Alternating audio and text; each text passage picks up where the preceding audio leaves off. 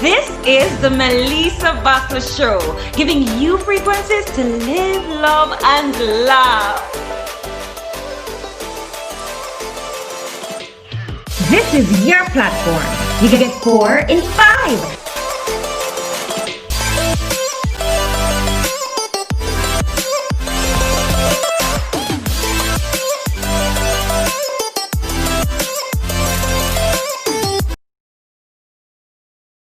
Hey guys, what a guan? You are listening to the Melessa Vassell Show, giving you frequencies to live, love, and laugh. It is time for Convos with Mel, and on today's show, we'll be discussing lessons we missed growing up. And these are lessons that we didn't learn from our parents, we didn't learn from our guardians, or even from our teachers. And the truth is that this segment should have been actually called Lessons That We Were Never Taught Growing Up, because you can't really miss something that was never really there in the first place. You understand? And I chose this topic because a lot of the hard lessons that life ended up teaching us were because of these absent lessons. A lot of the incompleteness that we now feel as adults and the misdirections that we ended up facing and are still facing are because of these absent lessons. It's like being given advanced maths to do without even knowing the difference between addition from subtraction. So, are there things that you were never taught growing up? Well, I asked, and this is what you said. I think for parents, them, like when we're younger, them, they tell we say, yo, don't have no boyfriend and don't have any girlfriend, but never actually tell we like how we're supposed to make a man treat we, or how you're supposed to make a woman treat you. One of the important things that I didn't learn growing up was financial management. I think as Jamaicans, as black people, we don't sit and have conversations enough around financial management, money management. We don't know how to move, or we were taught how to move at our own pace. We make everything seem as if it's a race, especially against others. I think one thing we weren't taught while growing up, adulting, rough, bad. So, one conversation I think most of us never had growing up was the birds and the bees talk. Like, even though just as I'm about to go into the conversation, I feel nervous because I feel as if big people are going to say manners, you know? But yes, the sex talk. Woo! Jeez, I'm there. There you go. I said it. But seriously though, how many of us can actually say that our parents sat us down and had a detailed conversation about sex? You know, what it entailed, how our bodies will change, a conversation about your hormones, and for women, how it might change your cycle. And yes, it is going to be an extremely uncomfortable conversation to have, but somebody have to teach us. The conversation has to happen because one way or another, sex is going to happen. It's better that them hear from you, the parent, when the time is right. I mean, not when the time is right for them to have sex, but when you feel as if your child is old enough to digest the information and understand what is being said. Because if not you, them curiosity is going to be so high that they might find out from a friend that's so negative on the road from a long time, and you do not want that. But if your child comes to you, you can't say, hey girl, you know no manners. Move from in front of me with the nastiness. No. And you cannot be biased and a run a daughter, but yet a pop your 12-year-old son color when you find out they're very sexually active. A lie? No, I'm not doing it. It happens. And I know having the conversation is going to be awkward for a lot of parents. And that is because society shames sex. So we have to break the cycle of seeing much needed conversations with our children as taboo. Parents, take control. Control your child's sex narrative. Control their perception of sex. You have the power. Don't give that power away by remaining silent.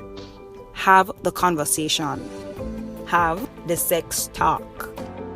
Another conversation that I think most of us never had growing up was the relationship talk.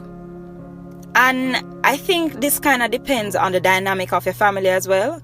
You know, whether your parents married or you grew up in a single parent household, or is a common law kind of relationship, aka baby mother, baby father kind of thing. But this will also affect how your child sees relationships, just based on observation.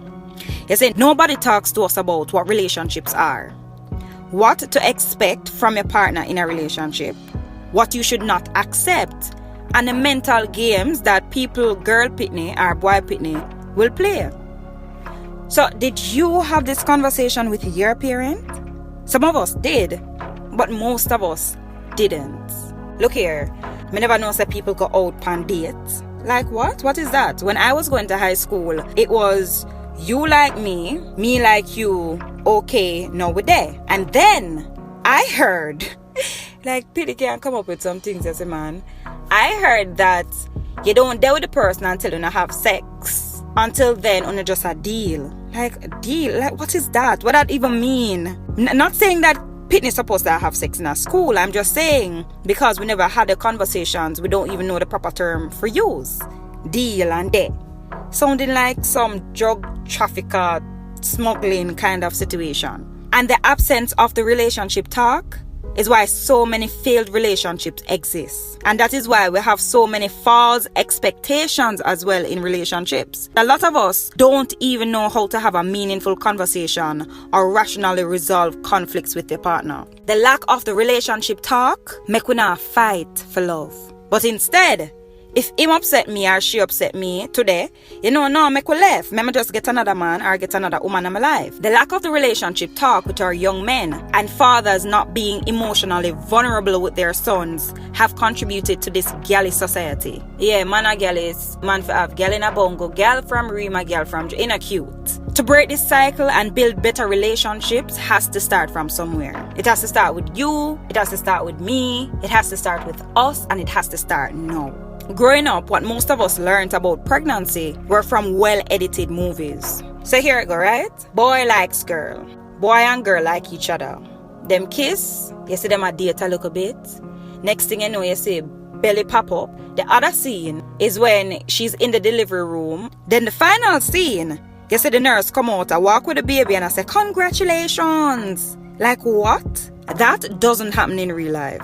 Most of what we ended up learning was from the school of Google. Yeah, Google teach me. Explain to your daughter that her body will change, how emotional she might become, what to expect during pregnancy, and that there is such a thing as afterbirth, and that it takes a lot of work and time to raise a child. Talk to your daughter. Control the narrative. And finally, the financial talk. Yeah, this is where the money drop in, people. I think this is where the education system kind of falls short.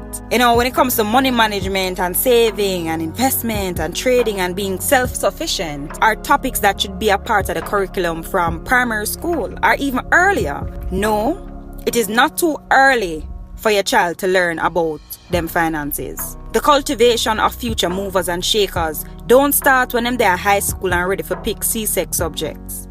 These topics should be a part of the curriculum from early, creating strong financial thinking from early. Especially with everything that happens now, that is much needed. It's not being a conversation from primary school is why so many of us are financially unstable and always in a money problem. Parents, they can help too. It's not on the school alone. Because what you can do is ensure, say, your penny have a little piggy bank. But the major part, I think, when it comes to this is to the school. So let me ask you a question, right? At what age did you learn about NHT? What is the process like for owning a house? Talk truth. Most of us still don't even know. We don't normalize these conversations. This too should be a part of the curriculum. Again, I say it is not too early for them to know. Parents, teachers, government, have the conversation. Control the narrative. But how do we achieve all of this? This is what I think we should do. Sex talk, relationship talk, pregnancy talk, life talk, and financial talk. Have the conversation. Some of these conversations that are so taboo, where people see as taboo, it don't make sense. Your child is going to find out either way. Let them find out from you. And if you are uncomfortable with having these conversations, do it in stages, baby steps. And it is okay to get a third party involved. There's no shame at all in the game. The school guidance counselor is there for a reason. You can go, set an appointment, book a session, and be there with the child and let them be the mediator. But have the conversation. And me know, so Jamaican parents don't like people in them business. But if you have a close uncle or a cousin or grandmother or, somebody, be there with them, but they can also be the mediators in the conversation. And for the financial talk, I think this should be a part of the curriculum from primary school or even earlier.